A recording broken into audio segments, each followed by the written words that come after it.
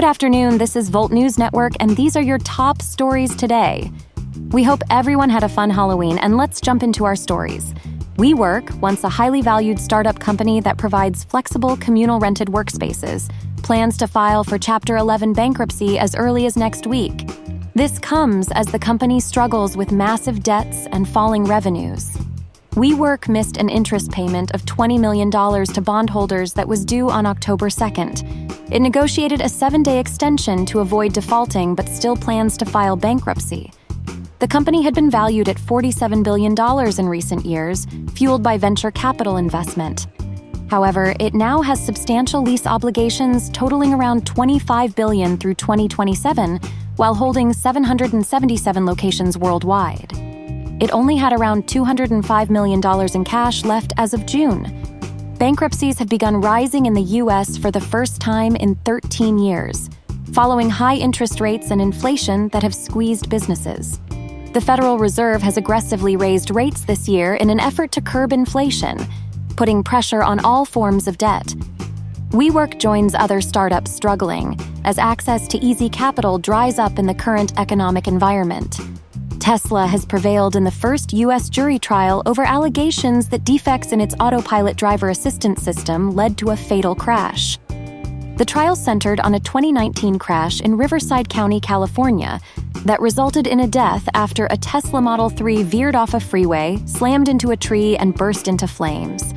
The survivors of the crash sued Tesla seeking $400 million, arguing that a manufacturing defect in autopilot caused the vehicle to sharply swerve.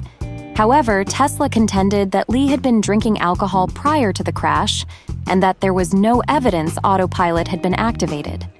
After 4 days of deliberations, the 12-member jury found in favor of Tesla. The company still faces ongoing investigations related to at least 17 other autopilot-related crash deaths since mid-2021.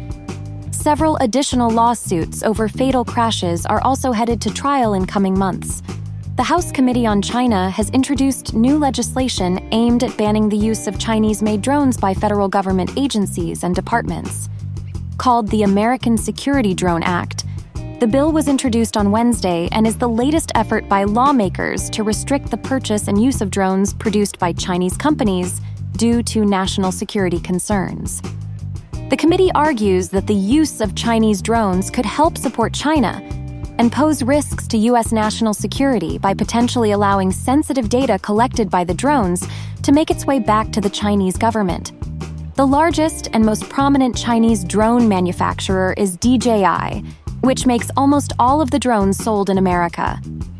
While efforts to curb the use of Chinese drones are bipartisan, the proposals have faced pushback from local police who rely on relatively inexpensive DJI drones for their operations.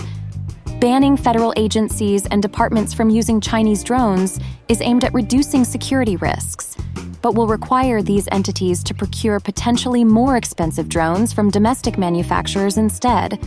Overall, the issue remains politically contentious as the U.S. seeks to curb Chinese tech influence amid broader tensions with China. These are your top stories today so far, and we will have more for you later tonight. Check out our monthly news highlights if you missed them on YouTube Shorts, or right here on TikTok if you missed them. Have a great rest of your day.